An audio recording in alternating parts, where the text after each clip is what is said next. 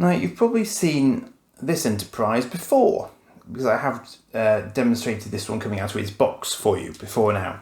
This, of course, is the battle damage NX-01 from Asylum. But I had also had through this chap. And this is a somewhat less damaged Enterprise NX-01 from Asylum. And as you can see, I'm going to have to pull back slightly on this one because this one is mounted on the stand.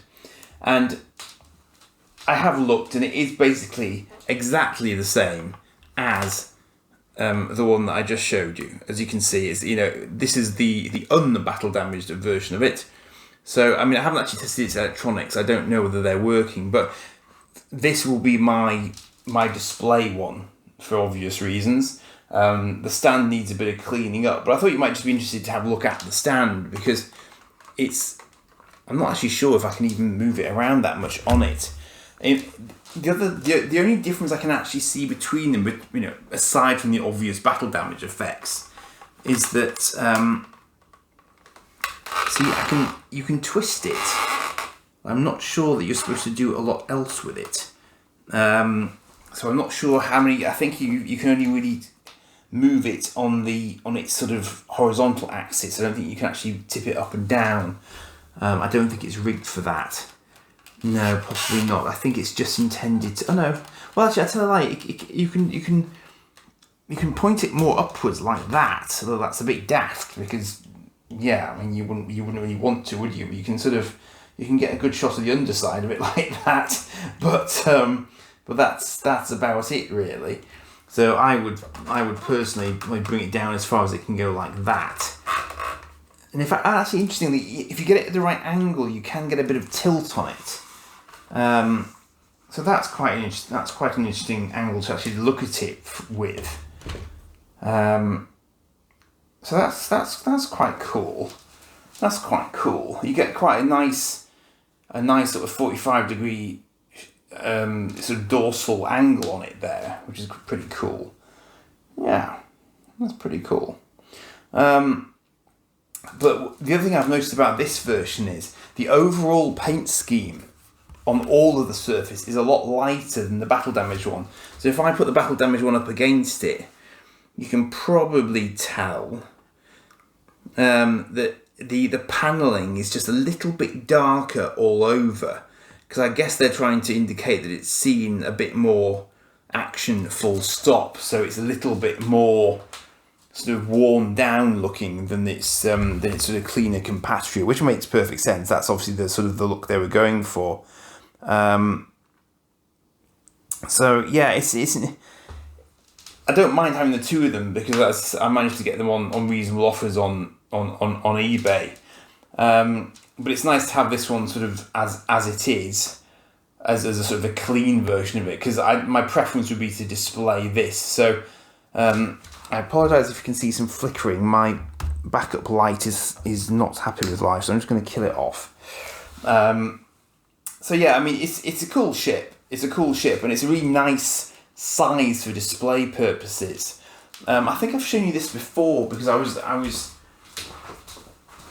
was showing this alongside the NCC 1701 version that Asylum had done. But if you compare this with the XL size of Eagle Moss Reliant, you can see that it's considerably bigger. So in terms of sort of eye candy and overall eye appeal, this is a much bigger model than the Eagle Moss XL models. Now, you can argue about overall sort of quality and everything else, but to my mind, for a ship that's designed to be flown around by a kid and have electronic sound effects and everything else, I still think the Art Asylum models are right up there. There's no two ways about it. They're just very, very hard to come by. I nearly bought an ISS version of this, the Mirror Universe one, but it is again another reproduction of this with slightly different artwork, and I just thought I can't justify that on top of a battle damage one that I've already got. But again, the battle damage one was in a box, so I thought that's a reasonable shout from a not from an out and out investment point of view, but if I do want to resell it at least, then I've got the advantage that it's in its original box, so there is that. So yeah, it's a nice way to display them, and because it is quite plasticky, there's not too much weight there, so I'm not at all worried about that stand giving up on me. And it does actually offer me some reassurance that I can put the battle damage 1701 up on the same basis as well, because that will survive as well. So definitely, I think, given that I don't have an undamaged one, I'd probably display the battle damaged one. And I do have a rather nice bird of prey that I can stick up next to it as well. So yeah, that's probably the plan for these at the moment, I think.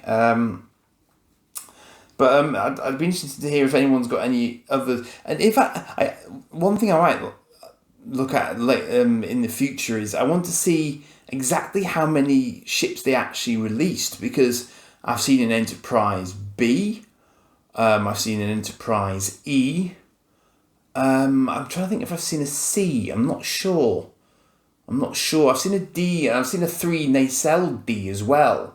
So they were definitely quite busy producing them at one point, but as I say, I just don't have a definitive idea in my head of exactly how many they actually came out with. So that's one to look at down the line. But I just thought I'd share this one with you on the stand as an example of what one of the clean ones look like. I haven't put batteries in it, so I don't know if it works yet, but I'll try that another day perhaps. So just a short showing this one. Do like and subscribe as ever, and I'll see you for another soon. Cheers for now.